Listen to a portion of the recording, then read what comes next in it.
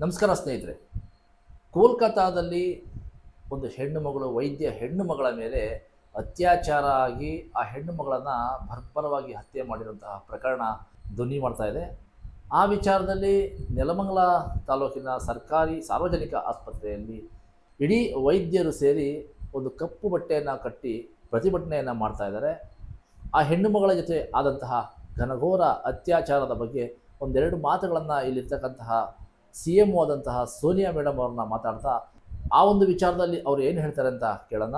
Madam, ಈಗ ಕೋಲ್ಕತ್ತಾದಲ್ಲಿ ಒಂದು ಮಹಿಳಾ ಡಾಕ್ಟರ್ ಮೇಲೆ ಒಂದು ಅತ್ಯಾಚಾರ ಆಗಿರುವಂಥದ್ದು, ಆ ವಿಚಾರದಲ್ಲಿ ತಾವು ಇವತ್ತು ಒಂದು ಕಪ್ಪು ಬಟ್ಟೆಯನ್ನು ಕಟ್ಟಿ ಒಂದು ಪ್ರತಿಭಟನೆ ಸಹ ಮಾಡ್ತಾ ಇದ್ದೀರಾ. ಈ ಪ್ರತಿಭಟನೆಯ ಉದ್ದೇಶ ಏನು ಮೇಡಮ್?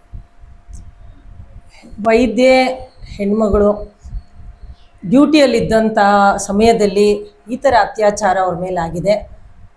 ಈ ಥರ ಅತ್ಯಾಚಾರ ಯಾರೇ ವೈದ್ಯರ ಮೇಲೂ ಆಗ್ಬೋದು. ಹಾಗಾಗಿ ನಾವು ಪಣ ತೊಟ್ಟು ನಿಂತಿರೋದು ಸಮಾಜ ಸೇವೆಗೆ, ರೋಗಿಗಳಿಗೆ ಏನೇ ಆಗಲಿ ಅವ್ರ ಜೀವ ಉಳಿಸೋಂಥ ಕೆಲಸ ನಾವು ವೈದ್ಯರು ಎಲ್ಲ ಮಾಡ್ತಾಯಿದ್ದೀವಿ. ಈ ಸಂದರ್ಭದಲ್ಲಿ ನಾವು ಆಸ್ಪತ್ರೆಯಲ್ಲಿ 24 ಗಂಟೆ 365 ದಿವಸ ನಾವು ಕೆಲಸ ಮಾಡಬೇಕಾಗತ್ತೆ.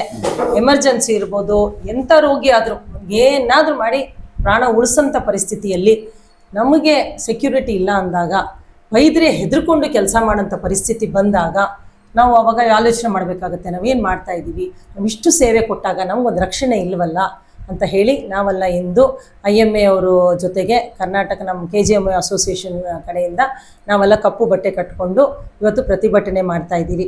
ಪ್ರತಿಭಟನೆಯಲ್ಲಿ ಕೂಡ ಆ ಹೆಣ್ಣು ವೈದ್ಯಗೆ ಅವರಿಗೆ ನ್ಯಾಯ ಒದಗಿಸಬೇಕು, ಸಮಾಜದಿಂದ ಅವ್ರಿಗೊಂದು ನ್ಯಾಯ ಬೇಕು. ಡ್ಯೂಟಿಯಲ್ಲಿದ್ದಂಥ ಪರಿಸ್ಥಿತಿಯಲ್ಲಿ ಈ ಥರ ಆದರೆ ಮತ್ತು ನಾವೇನು ಮಾಡೋದು?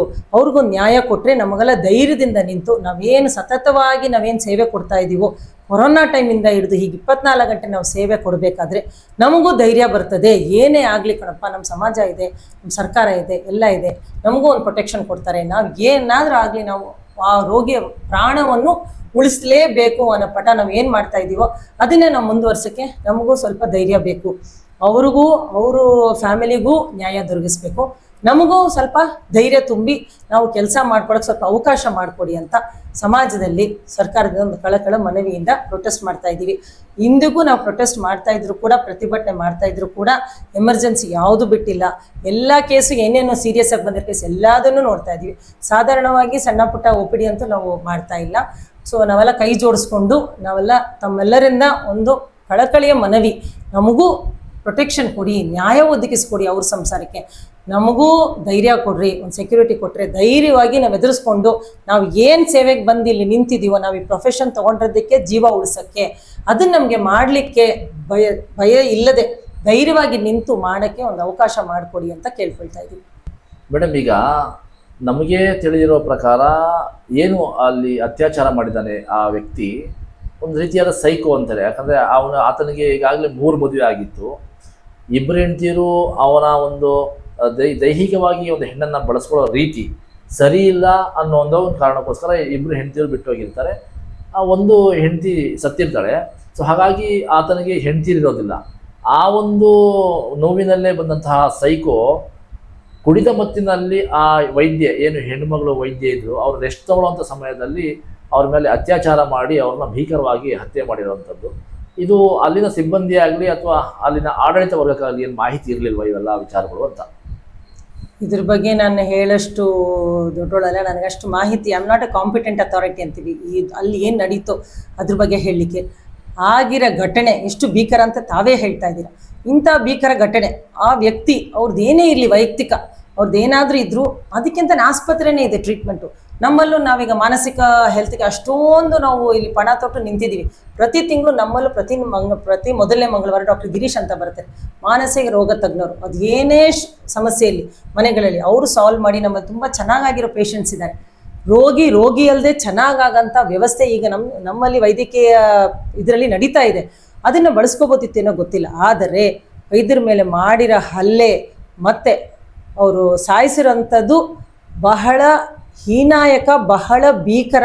ಅದಕ್ಕೆ ನಾವು ಯಾವುದೇ ಪದ ಹುಡುಕಿ ಆ ವ್ಯಕ್ತಿ ಮಾಡಿರೋದು ಸರಿ ಅಂತ ಹೇಳಲಿಕ್ಕೆ ಸಾಧ್ಯನೇ ಇಲ್ಲ.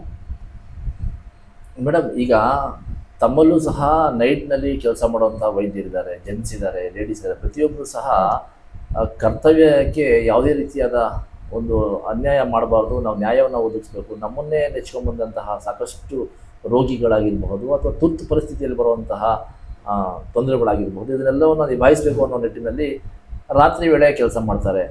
ಆ ರಾತ್ರಿ ವೇಳೆ ಎಸ್ಪೆಷಲಿ ಹಗಲೊತ್ತಲ್ಲಿ ಏನು ಸಮಸ್ಯೆ ಆಗಲ್ಲ, ರಾತ್ರಿ ವೇಳೆಯಲ್ಲಿ ಇದು ಆಗಿರೋದು ರಾತ್ರಿ ವೇಳೆಯಲ್ಲೇ. ಸೊ ರಾತ್ರಿ ವೇಳೆಯಲ್ಲಿ ಕೆಲಸ ಮಾಡುವಂತಹ ಸಿಬ್ಬಂದಿಗಳಿಗೆ ಈ ರೀತಿಯಾದ ಒಂದು ತೊಂದರೆ ಆದರೆ ಏನು ಹೇಳಬೇಕು ಅಂತ? ಈಗ ನಾನು ಈ ಹಾಸ್ಪಿಟಲಲ್ಲಿ ಏಮೋ ಆಗಿ ಕರ್ತವ್ಯ ನಿರ್ವಹಿಸ್ತಾ ಇದ್ದೀನಿ. ಸಾಮಾನ್ಯವಾಗಿ ಸಿಬ್ಬಂದಿಯವರಿಗೆಲ್ಲ ಏನೇ ತೊಂದರೆ ಆದರೂ ಅದಕ್ಕೆ ನಾನೇ ನೋಡ್ಕೋಬೇಕಾಗುತ್ತೆ ಪರಿಸ್ಥಿತಿ. ಸೊ ಹೀಗಾಗಿ ನಮ್ಮಲ್ಲಿ ಸ್ಟಾಫು, ಶುಶ್ರೂಷಕ ಅಧಿಕಾರಿಗಳು, ಲೇಡಿ ಡಾಕ್ಟರ್ಸ್ ಎಲ್ಲ ವರ್ಕ್ ಮಾಡ್ತಾರೆ. ನಮ್ಮಲ್ಲಿ ಗ್ರೂಪ್ ಡಿನೂ ಇದ್ದಾರೆ, ಜೆಂಟ್ಸೇ ಇದ್ದಾರೆ. ಅವರು ಸ್ವಲ್ಪ ವಾಚ್ಮನ್ ಕೆಲಸನ ಹಾಗೆ ಮಾಡ್ಕೋತಾ ಬರ್ತಾರೆ. ನಾವು ಪೊಲೀಸ್ ಅವ್ರಿಗೂ ತಿಳಿಸಿದ್ದೀವಿ. ಅವರು ನಮಗೆ ಒಬ್ಬರು ಹೋಮ್ ಗಾರ್ಡ್ ನೈಟಿಗೆ ಅಂತಲೇ ಇದೆ, ಈ ಥರ ತೊಂದರೆಗಳಾಗಬಾರ್ದು ಅಂತ ಒಬ್ಬರು ಹೋಮ್ ಗಾರ್ಡ್ನ ನಮಗೆ ಕೊಟ್ಟಿದ್ದಾರೆ. ಸೊ ಅವರು ಹೋಮ್ ಗಾರ್ಡು ಇರ್ತಾರೆ ನಮ್ಮಲ್ಲಿ ಇಲ್ಲಿ ಪೊಲೀಸ್ ಸ್ಟೇಷನ್.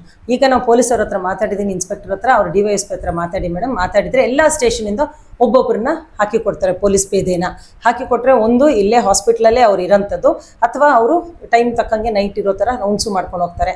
ಸೊ ನಮ್ಮಲ್ಲಿ ಏನಿದೆಯೋ ಅದ್ರ ಜೊತೆಗೆ ಪೊಲೀಸ್ ಕಡೆಯೂ ನಾವು ಕೈ ಅವ್ರು ನಮ್ಮ ಜೊತೆ ಕೈ ಜೋಡಿಸ್ಕೊಂಡು ನಮಗೂ ಸಹಾಯ ಮಾಡಬೇಕು.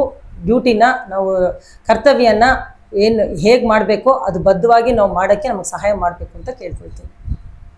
ಮೇಡಮ್, ಈಗ ತಾವು ಹೇಳ್ತಾ ಇದ್ದೀರಾ ಬಂದೋಬಸ್ತ್ ಕೊಡಬೇಕು, ಪೊಲೀಸ್ ಇಲಾಖೆಯಿಂದ ಯಾರನ್ನೋ ಒಬ್ಬ ಸಿಬ್ಬಂದಿನ ನೇಮಕ ಮಾಡಿಕೊಡಿ ಅಂತ ಹೇಳಿಬಿಟ್ಟು.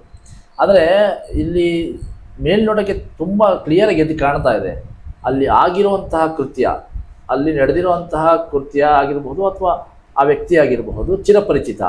ಅವ್ರದೇ ಸ್ಟಾಫ್ನಲ್ಲಿ ಜೊತೆಯಲ್ಲೇ ಓಡಾಡ್ಕೊಂಡು ಅವ್ರ ಜೊತೆಯಲ್ಲೇ ಇದ್ದಂತಹ ವ್ಯಕ್ತಿ ಚಿರಪರಿಚಿತ ವ್ಯಕ್ತಿ. ನಮ್ಮ ಮನೆಯ ಒಬ್ಬ ಕುಟುಂಬಸ್ಥನಿಂದಲೇ ನಮ್ಮ ಮೇಲೆ ಹಲ್ಲೆ ಆಗುತ್ತೆ ಅನ್ನೋದಾದರೆ ನೀವು ಬೇರೆಯವ್ರ ಮೇಲೆ ಬೆರಳು ತೋರಿಸೋದ್ರ ಅರ್ಥ ಇಲ್ಲ. ಅಲ್ಲಾಗಿರೋಂಥದ್ದು ಅದೇ ಸ್ಟಾಫ್ನಲ್ಲಿ ಓಡಾಟ ಮಾಡಿಕೊಂಡು ಅವ್ರ ಜೊತೆ ಒಡನಾಟ ಇದ್ದಂತಹ ವ್ಯಕ್ತಿಯಿಂದ ಆಗಿರೋದು.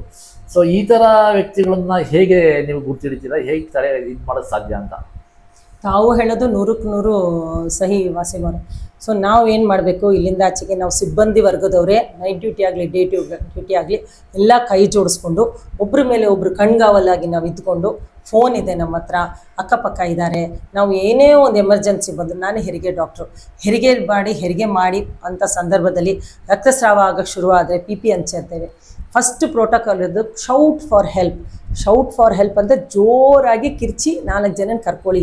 4 ಜನನ ಕರ್ಕೊಂಡ್ರೆ 4 ಜನ ಜೊತೆಗೆ ನಾವು ಒಬ್ಬರು ಕೈ ಜೋಡಿಸ್ಕೊಂಡು ಆ ಬ್ಲೀಡಿಂಗ್ ಏನಾಗ್ತದೆ ನಿಲ್ಲಿಸಿ ಆ ಮಹಿಳೆಯ ಪ್ರಾಣವನ್ನು ಉಳಿಸಬಹುದು. ಸೊ ಇದನ್ನು ನಾವೆಲ್ಲ ಈಗ ಕೈ ಜೋಡಿಸ್ಕೊಂಡು ನಾವೆಲ್ಲ ಈಗ ಚಿಂತನೆ ಮಾಡಿ ನಾವು ಒಂದು ಯೋಚನೆ ಮಾಡಿದ್ದೀವಿ. ಎಲ್ಲರೂ ಒಬ್ಬರಲ್ಲಿ ಕಾಂಟ್ಯಾಕ್ಟ್ ಇರಬೇಕು. ಯಾಕಂದರೆ ಹಲವಾರು ವಾರ್ಡ್ಗಳಿದೆ, ಹಲವಾರು ಸ್ಟಾಫ್ ಇರ್ತಾರೆ, ಮೇಲೆ ಕೆಳಗೆ ಎಲ್ಲ ಕಡೆ ವಾರ್ಡ್ಸ್ ಇರುತ್ತೆ. ಎಲ್ಲರೂ ಕೈ ಜೋಡಿಸ್ಕೊಂಡು ಏನೇ ಒಂದು ಸಮಸ್ಯೆ ಹಿಂಗೆ ಕಣ್ಣು ಬಂದಂಗೆ ಬರ್ಬೋದು ಅಂದಾಗೆ ತಕ್ಷಣ ಅವ್ರಿಗೆ ಪಕ್ಕದಲ್ಲಿರಲಿ ಇನ್ನೊಬ್ರಿಗಾಗಲಿ ತಿಳಿಸಿ ಮಾಡಿಕೊಂಡು ಆಮೇಲೆ ತಾವು ಹೇಳ್ದಂಗೆ ಹೊರಗಿನವರು ಆಮೇಲೆ ನಾವು ಕರೆಸ್ಕೊಳ್ಳೋ ಥರ ನಾವೆಲ್ಲ ಕೈ ಜೋಡಿಸ್ಕೊಂಡು ನಮ್ಮ ಸುರಕ್ಷತೆಯನ್ನು ನಾವು ಕಾಪಾಡೋಂಥ ಒಂದು ಪಣವನ್ನು ತೊಟ್ಟಿದ್ದೀವಿ. ಮೇಡಮ್, ಈಗ ಮಹಾತ್ಮ ಗಾಂಧೀಜಿಯವರು ಹೇಳಿದ ಪ್ರಕಾರ ಒಂದು ಹೆಣ್ಣು ಮಗಳು ಯಾವತ್ತು 3 ಗಂಟೆ ರಾತ್ರಿನಲ್ಲಿ ಎದ್ದು ಸುರಕ್ಷಿತವಾಗಿ ಸಂಚಾರ ಮಾಡ್ತಾಳೆ, ಅವತ್ತು ನಮ್ಮ ದೇಶಕ್ಕೆ ನಿಜವಾದ ಸ್ವತಂತ್ರ ಬಂತು ಅಂತ ಅಂದ್ಬಿಟ್ಟು. ಆದರೆ 3 ಗಂಟೆ ರಾತ್ರಿನಲ್ಲಿ ಅತ್ಯಾಚಾರ ಆಗ್ತಿದೆ ಅಂತ ಹೇಳಿದ್ರೆ ಇವತ್ತು ದೇಶದ ಪರಿಸ್ಥಿತಿ ಯಾವ ಮಟ್ಟಕ್ಕೆ ಬಂದು ನಿಂತಿದೆ, ಏನಾಗ್ತಾ ಇದೆ ಅಂತ ಹೇಳ್ಬಿಟ್ಟಿದ್ವಿ. ತಾವೇ ಹೇಳಿಬಿಟ್ರಿ ಎಲ್ಲ, ನಾನು ಹೇಳೋದು ಏನೂ ಇಲ್ಲ ಇದರಲ್ಲಿ. ನಾವು ಕೇಳೋದು ನಮಗೆ ನಮ್ಮ ಕೆಲಸ ಮಾಡೋಕ್ಕೆ ಅವಕಾಶ ಮಾಡಿಕೊಡಿ. ನಮ್ಮಲ್ಲಿ ತಾವೆಲ್ಲ ಸೇರಿ ಸ್ವಲ್ಪ ಧೈರ್ಯ ತುಂಬಿ ನಾವು ಇಲಾಖೆಯಿಂದ ನಾವು ಕೆಲಸ ಮಾಡಿ ರೋಗಿಗಳಿಗೆ ನಾವು ಏನು ಮಾಡ್ತಾಯಿದ್ದೀವೋ ಅದನ್ನು ಮುಂದುವರ್ಸೋಕ್ಕೆ ನಮಗೆ ದಯವಿಟ್ಟು ಅವಕಾಶ ಮಾಡಿಕೊಡಿ. ನಮ್ಮಲ್ಲಿ ಧೈರ್ಯ ತುಂಬಿ ಆ ಸಂಸಾರಕ್ಕೆ, ಆ ಫ್ಯಾಮಿಲಿಗೆ, ಆ ಹೆಣ್ಣು ವೈದ್ಯೆ ಅವ್ರ ಕುಟುಂಬಕ್ಕೆ ನ್ಯಾಯವನ್ನು ಒದಗಿಸಿಕೊಡಿ ಅಂತ ನಮ್ಮ ಕಡೆಯಿಂದ ನಿಮ್ಮೆಲ್ಲರಲ್ಲೂ ಕಳಕಳ ಮನವಿ. ಸೊ ವೀಕ್ಷಕರೇ, ಇಷ್ಟೊತ್ತು ನಾವು ನೆಲಮಂಗಲ ಸರ್ಕಾರಿ ಆಸ್ಪತ್ರೆಯ CMO ಆದಂತಹ ಸೋನಿಯಾ ಮೇಡಮ್ ಅವ್ರ ಜೊತೆ ಏನು ಹೆಣ್ಣು ಮಗಳು ಈಗಾಗಲೇ ಅತ್ಯಾಚಾರಕ್ಕೆ ಒಳಗಾಗಿ ಸಾವನ್ನಪ್ಪಿದ್ದಾಳೆ ಕೋಲ್ಕತ್ತಾದಲ್ಲಿ, ಆ ವಿಚಾರವಾಗಿ ನಾವು ಇಷ್ಟೊತ್ತು ಚರ್ಚೆ ಮಾಡಿದ್ವಿ. ವೀಕ್ಷಕರೇ, ಸಾಕಷ್ಟು ಜನಗಳಿಗೆ ಗೊತ್ತಿಲ್ಲ ಅಲ್ಲಿ ಏನಾಯಿತು ಅಂತ ಹೇಳ್ಬಿಟ್ಟು, ಹಾಗಾಗಿ 1-2 ನಿಮಿಷ ಆ ವಿಚಾರವನ್ನು ನಾವು ನಿಮ್ಮ ಹತ್ರ ಪ್ರಸ್ತಾಪ ಮಾಡೋಕ್ಕೆ ಇಷ್ಟಪಡ್ತೀನಿ. ಆ ಹೆಣ್ಣು ಮಗಳು ರಾತ್ರಿ ವೇಳೆ ನೈಟ್ ಡ್ಯೂಟಿ ಮಾಡ್ತಾ ಇರ್ತಾಳೆ. ಸುಮಾರು 3 ಗಂಟೆ ಸಮಯದಲ್ಲಿ ಸ್ವಲ್ಪ ರೆಸ್ಟ್ ತೊಗೊಳ್ಳೋಣ ಅಂತ ಹೇಳ್ಬಿಟ್ಟು ಸೆಮಿನಾರ್ ಹಾಲ್ಗೆ ಹೋಗಿ ಸ್ವಲ್ಪ ರೆಸ್ಟ್ ತೊಗೊಳ್ಳೋ ಒಂದು ದೃಷ್ಟಿನಲ್ಲಿ ಆಕೆ ಮಲ್ಕೊಳ್ತಾಳೆ. ಆ ಸಮಯದಲ್ಲಿ ಕುಡಿದ ಮತ್ತಿನಲ್ಲಿ ಬಂದಂತಹ ಆತ ಆ ಹೆಣ್ಣು ಮಗಳ ಮೇಲೆ ಮುಗಿ ಬೀಳ್ತಾನೆ. ಆ ಮುಗಿ ಬಿದ್ದಂಥ ಸಮಯದಲ್ಲಿ ಆ ಹೆಣ್ಣು ಮಗಳು ಅವನನ್ನು ತಡೆಯುವಂಥ ಪ್ರಯತ್ನ ಮಾಡ್ತಾಳೆ. ಆ ಸಮಯದಲ್ಲಿ ಅವಳಿಗೆ ವಿಚಿತ್ರವಾದಂತಹ ಒಂದು ಚಿತ್ರಹಿಂಸೆಯನ್ನು ಕೊಟ್ಟು ಕುತ್ತಿಗೆ ಆ ಹುಡುಗಿಗೆ ಅತ್ಯಾಚಾರ ಮಾಡಿ ಕೊಲೆಯನ್ನು ಸಹ ಮಾಡಿರ್ತಾನೆ. ಆ ವ್ಯಕ್ತಿಗೆ ಈಗಾಗಲೇ 3 ಜನ ಹೆಂಡತಿಯರಿರ್ತಾರೆ. ಅದರಲ್ಲಿ 2 ಗಂಡನ ಸವಾಸ ಬೇಡ ಈ ಥರ ಸೈಕೋ ವಿಚಾರವನ್ನು ನೋಡಿ ಬೇಸತ್ತು ಆತನನ್ನು ಬಿಟ್ಟು ಹೋಗಿರ್ತಾರೆ. 3ನೇ ಹೆಂಡತಿ ಸಾವನ್ನಪ್ಪಿರ್ತಾಳೆ. ಯಾವುದೇ ರೀತಿಯಾದ ಹೆಣ್ಣಿನ ಸಂಪರ್ಕದಲ್ಲೇ ಇಲ್ಲದಂತಹ ಈ ವ್ಯಕ್ತಿ ಆ ವೈದ್ಯ ಮೇಲೆ ಮುಗಿಬೀಳ್ತಾನೆ. ವೀಕ್ಷಕರೇ, ಒಂದು ಹೆಣ್ಣು ಮಗಳನ್ನ ಇವತ್ತು ಒಬ್ಬರು ವೈದ್ಯರಾಗಿ ಮಾಡಬೇಕು, ಹೈಯರ್ ಎಜುಕೇಷನನ್ನು ಕೊಡಿಸ್ಬೇಕು ಅಂತ ಹೇಳಿದ್ರೆ ಆ ಪೋಷಕರು ಅಷ್ಟಿಷ್ಟು ಕಷ್ಟಪಟ್ಟಿರೋದಿಲ್ಲ. ಅವರ ಮನೆಯಲ್ಲಿ ಅವ್ರಿಗೆ ತಿನ್ನೋಕೆ ಇಲ್ದಿರೂ ಪರವಾಗಿಲ್ಲ, ನನ್ನ ಮಗಳು ಅಥವಾ ನನ್ನ ಮಗ ಒಳ್ಳೆಯ ವಿದ್ಯಾಭ್ಯಾಸ ಮಾಡಬೇಕು, ಒಂದು ಉನ್ನತ ಸ್ಥಾನದಲ್ಲಿ ಹೋಗಬೇಕು ಅನ್ನುವಂಥ ನಿಟ್ಟಿನಲ್ಲಿ ಅವರ ಕೈಲಾದಂತಹ ಎಲ್ಲ ಪ್ರಯತ್ನಗಳನ್ನು ಮಾಡಿ ತನ್ನ ಮಕ್ಕಳನ್ನು ಒಂದು ಉನ್ನತ ಸ್ಥಾನಕ್ಕೆ ಕಳಿಸಿರ್ತಾರೆ. ಆದರೆ ಇಂತಹ ದುರ್ದೈವ, ಇಂತಹ ವ್ಯಕ್ತಿಗಳ ಕೈಗೆ ಈ ಹೆಣ್ಣು ಮಕ್ಕಳು ಸಿಕ್ಕಿ ಇಂತಹ ಸಾವನ್ನಪ್ಪಿದಾಗ ಅಂತಹ ಮನೆತನದಲ್ಲಿ ಆ ಕುಟುಂಬಸ್ಥರ ಮೇಲೆ ಯಾವ ರೀತಿಯಾದ ಆಕ್ರಂದನ ಇರುತ್ತೆ ಅನ್ನೋದನ್ನ ನಾವು ಊಹೆ ಮಾಡೋಕ್ಕೂ ಆಗಲ್ಲ. ಯಾಕಂತ ಹೇಳಿದ್ರೆ ಇವತ್ತಿನ ಸಮಾಜದಲ್ಲಿ ಬೇರೆಯವರ ಮನೆಯಲ್ಲಿ ಆಗುವಂತಹ ವಿಚಾರಗಳನ್ನು ನಾವು ನಮ್ಮ ಮನೆ ಅಂತ ತಿಳಿಯೋದಿಲ್ಲ, ಯಾರ್ದೋ ಮನೆ ಅಂತ ನಾವು ಒಂಥರ ನೆಗ್ಲಿಜೆನ್ಸಿ ಮಾಡ್ತೀವಿ. ಆದರೆ ಅದೇ ವಿಚಾರಗಳು ನಮ್ಮ ಮನೆಯಲ್ಲಿ ನಡೆದಾಗ ನಮಗೆ ನೋವಾಗುತ್ತೆ. ಪ್ರತಿಯೊಬ್ಬ ಸಮಾಜದ ಪ್ರತಿಯೊಬ್ಬ ಜವಾಬ್ದಾರಿಯುತ ಪ್ರಜೆಗಳು ಸಹ ದೇಶದಲ್ಲಿ ಆಗುವಂತಹ ಹೆಣ್ಣು ಮಕ್ಕಳ ಮೇಲೆ ಆಗುವಂತಹ ದೌರ್ಜನ್ಯಗಳು, ಅತ್ಯಾಚಾರಗಳು ಇದನ್ನೆಲ್ಲದನ್ನು ಖಂಡಿಸಿ ನ್ಯಾಯಕ್ಕಾಗಿ ಯಾವತ್ತು ಬೀದಿಗೆ ಇಳಿತಾರೆ ನಿಜವಾಗ್ಲೂ ಅವತ್ತು ಒಂದು ಹೆಣ್ಣಿಗೆ ಸ್ಥಾನಮಾನ ಸಿಗುವಂಥದ್ದು. ಹಾಗಾಗಿ ಏನು ಕೋಲ್ಕತ್ತಾದಲ್ಲಿ ಈ ಅತ್ಯಾಚಾರಕ್ಕೆ ಒಳಗಾಗಿ ಸಾವನ್ನಪ್ಪಿದ್ದಾಳೆ ಈ ಹೆಣ್ಣು ಮಗಳು, ಅವಳ ಆತ್ಮಕ್ಕೆ ಶಾಂತಿ ಸಿಗಲಿ ಹಾಗೂ ಅವರ ಕುಟುಂಬಸ್ಥರಿಗೆ ಒಂದು ಒಳ್ಳೆಯ ನ್ಯಾಯ ಸಿಕ್ಕಿ ಅವರಿಗೆ ಈ ಎಲ್ಲ ದುಃಖವನ್ನು ಭರಿಸುವಂಥ ಶಕ್ತಿಯ ಭಗವಂತ ನೀಡಲಿ ಅಂತ ಈ ಮೂಲಕ ಕೇಳ್ಕೊತಾ ಈ ಒಂದು ಕಾರ್ಯಕ್ರಮವನ್ನು ಮುಕ್ತಾಯ ಮಾಡ್ತಾ ಇದ್ದೀನಿ. ನಮಸ್ಕಾರ.